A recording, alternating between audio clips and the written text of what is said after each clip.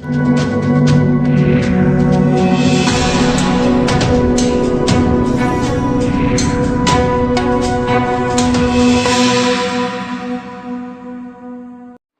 दिल्ली में धोखाधड़ी अब आम बात हो चुकी है।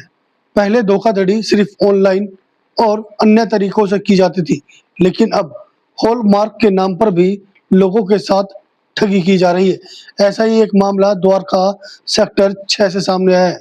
आपको बता दें, सेक्टर 6 का रहने वाले एक परिवार ने सेक्टर 11 में एसपी ज्वेलर के वहां से गोल्ड के कंगन परचेज किए और इस मामले को लेकर जब उन्हें पता चला कि उनके जो कंगन है वो नकली है और इस मामले को लेकर मामले की जानकारी दिल्ली पुलिस को दी गई, लेकिन वहां पर पहुंचे दिल्ली पुलिस के जो जवान थे उन्होंने वहां का सीसीटीवी कैमरा तक चेक नहीं किया, जिसको लेकर परिवार ने हताश होकर इस मामले की जानकारी अब दिल्ली पुलिस के आला अधिकारियों को दी है और आला अधिकारियों ने इस मामले को लेकर उचित कार्रवाई की बात कही है। मैडम, नाम बता दीजिए। रेखा। रेखा जी, क्या परचेज किया है और कौन सा ज्वेलर है जिससे आपने परचेज किया? मैंने एसपी ज्वेलर्स है द्वारका सेक्टर 11, वहां से 15 तारीख को मैंने एक कंगन परचेज किए थे उससे, और 15 तारीख को, और मैं 10 तारीख को एक बार देखने भी गई थी। 2-4 डिजाइन मैंने सिलेक्ट भी किए थे और दोबारा फिर मैं 15 को लेके आई। तो उस पे उन्होंने मुझे ये कार्ड दिया, ये बताते हुए कि हमारा प्रिंटर खराब है, तो ये कार्ड मुझे दिया गया और मुझे बोला गया आप बिल आते जाते रिसीव कर लेना एक दो दिन बाद में। और ये कंगन उन्होंने दिए जिसकी वैल्यू 6,18,000 रुपए है। 37 ग्राम के ये कंगन है। तो कुछ टाइम बाद उनसे बिल के लिए बोला, जिसमें कि उन्होंने 2-4 बार आनाकानी करी, टाल मटोल करी। तो मुझे थोड़ा डाउट हुआ और मैं इनसे पहले भी सामान लेती आई हूँ 4-5 साल से, मतलब मेरा आना जाना है।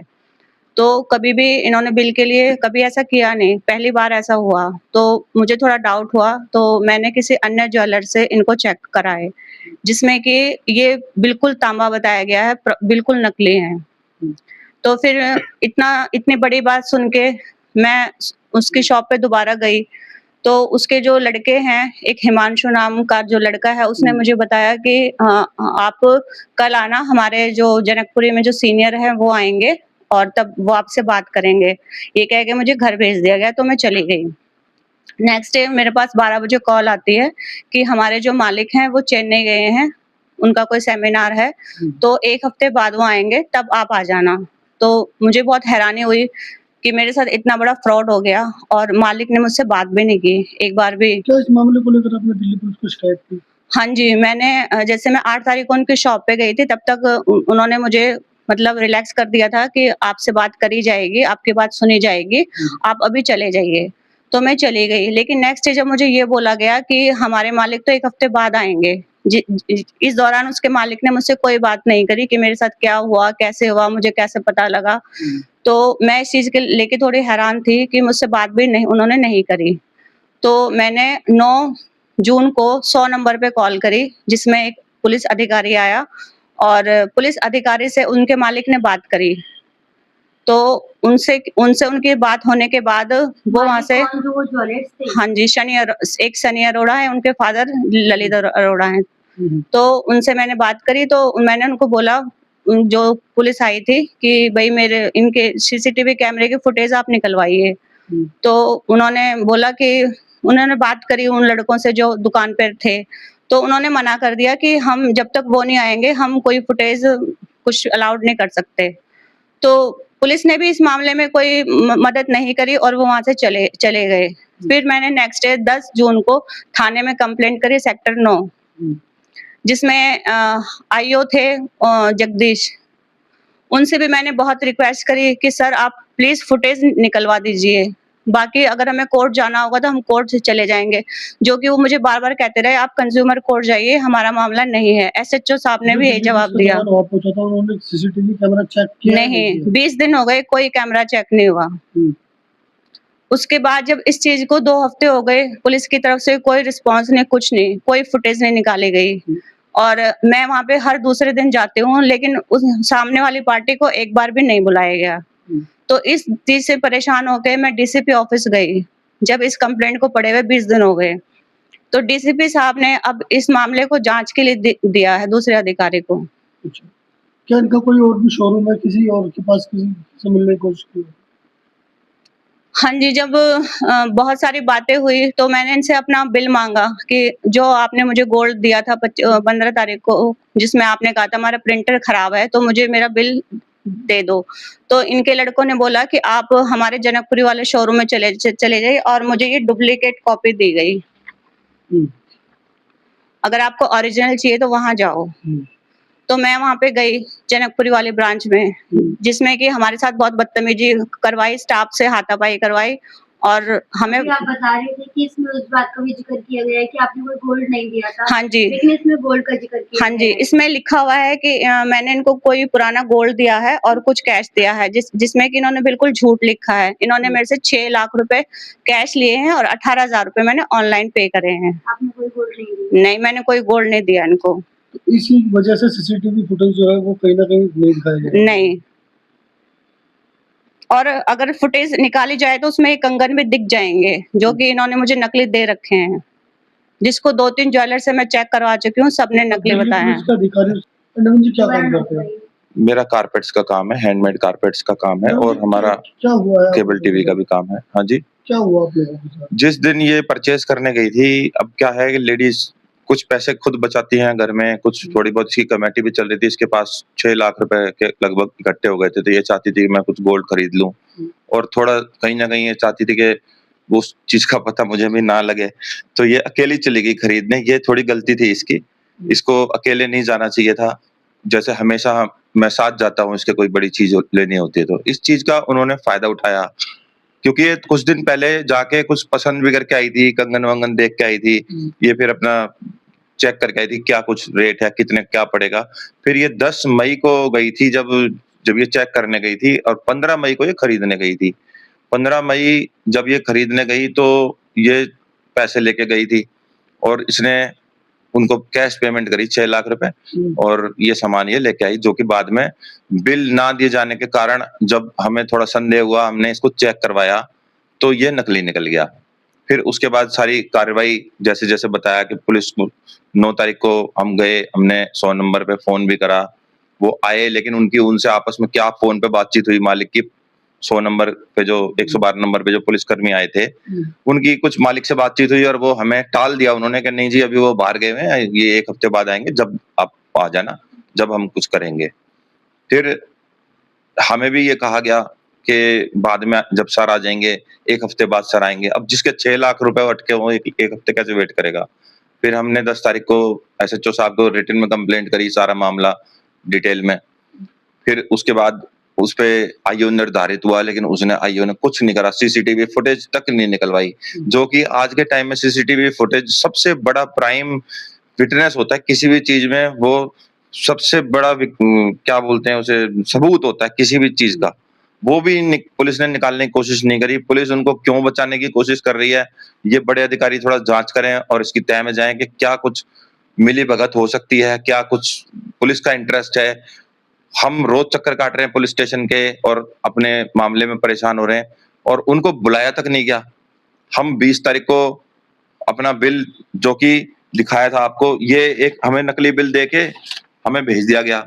जबकि इनका असली बिल ऐसा होता है जो हमें हमेशा पहले मिला है। हम ये बिल लेने के लिए गए उनके पास तो हमारे साथ धक्का-मुक्की की, बदतमीज़ी करके हमें शोरूम से बाहर कर दिया गया। हमने उसकी भी रिपोर्ट पुलिस में की है लिखित में कि हमारे साथ बदतमीज़ी हुई। आप देखो वहाँ की जनकपुरी इनका जो शोरूम है उसकी भी एक फुटेज नहीं निकलवाई अब तक। जबकि वो आज भी अवेलेबल होगी, निकलवा सकते हैं। उसमें साफ दिख जाएगा। अगर कोई गलत नहीं किया है तो हमारे साथ बदतमीज़ी क्यों करेगा? बैठ के बात करेगा वो, हमारा सहयोग करेगा। क्या चाहेंगे अधिकारियों से? हम तो ये चाहेंगे कि जी ये बहुत बड़ी साजिश हो सकती है। अगर कोई ज्वेलर और हम अकेले ही नहीं है, हमने तो यूट्यूब पे और भी बहुत वीडियो देखी हैं कि इस तरह का काम चल रहा है कि एचयूआईडी इस पे बीआईएस की हॉलमार्किंग और एचयूआईडी नकली करके सोने का सामान बेचा जा रहा है। हमारे साथ तो ये घटना पहली बार हुई है, लेकिन जब हम ये हमारे साथ हो गया तो हमने और भी चीजें ढूंढने की कोशिश करी तो हमारे सामने ऐसे बहुत वीडियो आए कि जिसमें नकली सोना बेचा जा रहा है ज्वेलर्स द्वारा, एचयूआईडी नकली प्रिंट करके सब कुछ हो रहा है। वो सब चीजें हो रही हैं। तो बड़े अधिकारियों को इसको थोड़ा सीरियस लेना चाहिए। बीआईएस हॉल मार्किंग एक विश्वास का प्रतीक है किसी भी कस्टमर के लिए। उसी बीआईएस हॉल मार्किंग को देख के हम गोल्ड खरीदते हैं, वही नकली हो रही है तो फिर बीआईएस की क्या इमेज रहेगी, क्या उसकी क्रेडिबिलिटी तो खत्म हो गई। कार्रवाई किन किन लोगों पर चाहिए? कार्रवाई जी हम चाहेंगे कि जो एक तो 112 की कॉल पे आए थे सबसे पहले, उन्होंने क्यों नहीं फुटेज निकलवाई, क्या उनका इंटरेस्ट था, उनको एक निष्पक्ष उनको होना चाहिए था, निष्पक्ष तरीके से उन्हें ये चीज करनी चाहिए थी कि सबसे पहले अगर वो हम पे भी भरोसा नहीं कर रहे और उस पे भी भरोसा नहीं कर रहे तो वो सीसीटीवी निकलवाते और उस पे भरोसा करते, कार्रवाई करते। अगर वो निष्पक्ष होते, वो क्यों निष्पक्ष नहीं है इसकी कार्रवाई उन पे जांच करी जाए। उसके बाद आईओ साहब जो जगदीश जी हैं, उन्होंने कॉल तक नहीं उठाई हमारी। एक बार बात होने के बाद उन्होंने सीधा हमें बोला आप कंज्यूमर कोर्ट चले जाओ, पुलिस का मामला नहीं है। उसके बाद उन्होंने कभी कॉल नहीं उठाई। फिर उसके बाद मजबूरी में हमें डीसीपी साहब के पास जाना पड़ा, बड़े अधिकारियों से मिलना पड़ा। अगर नीचे लेवल पे एसएचओ लेवल पे और वो कार्रवाई ठीक करते, जांच करवाते, कुछ करवाते, ठीक है, हमें जाना होगा, हम कोर्ट चले जाएंगे बाद में, लेकिन पुलिस कम से कम प्राथमिक कार्रवाई तो करे, सीसीटीवी फुटेज तो निकलवाए, कुछ जांच तो करे। ऐसा तो नहीं कि मिली भगत सिंह आप लोगों के साथ कुछ है? बिल्कुल जी, ऐसा मुझे तो ऐसा ही लग रहा है कि उनको बचाने की इतनी कोशिश की जा रही है, उन्हें इतना सपोर्ट किया जा रहा है, तो कहीं ना कहीं कुछ मिली भगत जरूर होगी। जैसे कि अभी आप बता रहे थे कि जो इसमें हॉलमार्क में जो VL नंबर जो दे रखा है वो किसी और ज्वेलर्स का नाम है। हाँ जी, इसमें क्या होता है कि इसमें हमें भी इतनी जानकारी नहीं थी, लेकिन क्या है कि जब ये सब हो गया हमारे साथ तो हमने भी बहुत इसकी जानकारी कर ली। इसमें क्या होता है, हॉल मार्किंग होती है। अगर आप मैडम इस पे थोड़ा जूम करोगे तो यहाँ आपको हल्का सा एक नंबर लिखा दिखेगा, एक हॉल मार्किंग का साइन बना दिखेगा। ये क्या होता है कि बीआईएस हॉल मार्किंग होती है और साथ में HUID नंबर दिया जाता है। तो HUID नंबर की हमें पहले जानकारी नहीं थी, हम सिर्फ बीआईएस का हॉल मार्किंग देखते थे। ये क्या होता है कि इसमें जो HUID नंबर होता है उसको अगर हम BIS केयर की ऐप पे डालेंगे तो उसमें सारी जो वो ज्वेलरी है उसकी सारी डिटेल आ जाएगी कि ये बैंगल्स हैं और ये इस ज्वेलर के आर्टिकल है। ठीक है जी, तो इसमें ज्वेलर का नाम कुछ दूसरा आ रहा है, जो ज्वेलर का नाम दूसरा आ रहा है, जो कि VL ज्वेलर्स करोल बाग करके नाम आ रहा है, जबकि खरीदे हैं हमने ये SP ज्वेलर्स से। ठीक है जी, और इस पे IDGL हॉल मार्किंग सेंटर का नाम आ रहा है, जिन्होंने इस पे हॉल मार्किंग करी है, वो भी करोल बाग की है। तो कहीं ना कहीं पूरा का पूरा ग्रोथ तो नहीं चला गया है? बिल्कुल जी, ये इस तरीके का प्रोग्राम चला रखा होगा लोगों ने कि इस तरह का फ्रॉड उसी के शिकार हम बने हैं। क्योंकि मैंने ये घटना हमारे साथ होने के बाद मैंने बहुत लोगों से ये चीज पूछी कि भाई गोल्ड खरीदते हो तो तुम क्या देखते हो, तो मुझे 99% लोगों ने यही चीज बताई कि हम BIS हॉल मार्किंग देखते हैं। HUID के बारे में किसी को अवेयरनेस नहीं है, जो हमें भी नहीं थी। मैं कोशिश कर रहा हूं और इस वीडियो के माध्यम से भी मैं ये लोगों को बताना चाहूंगा कि BIS हॉल मार्किंग के साथ साथ आप लोग HUID नंबर भी वेरीफाई करें। BIS केयर ऐप डाउनलोड कर लें अपने मोबाइल में और उस पे जो भी आप ज्वेलरी खरीदते हैं उस पे आप HUID नंबर डालेंगे तो आपको सारी डिटेल आ जाएगी। यदि जो सामान आप खरीद रहे हैं वो उसी ज्वेलर का नाम उस पे आ रहा है सामान पे, जब आप उस पे विश्वास कर सकते हैं। और अपने बिल पे भी उसको मेंशन करने के लिए बोलें, अपना जो बिल आप लेंगे उस पे बोलेंगे मेरे को HUID नंबर इस पे लिख के दीजिए आप। ये गोल्ड खरीदने का सेफ तरीका है। बदकिस्मती से ये हमें जब पता चला जब हमारे साथ फ्रॉड हो चुका है। अब देखने वाली बात होगी इस परिवार को इंसाफ मिलता है या फिर इन्हें कानून के झमेले में ही फंसा कर रख दिया जाता है। दिल्ली से नितिन सैन के साथ प्रदीप जैन की रिपोर्ट।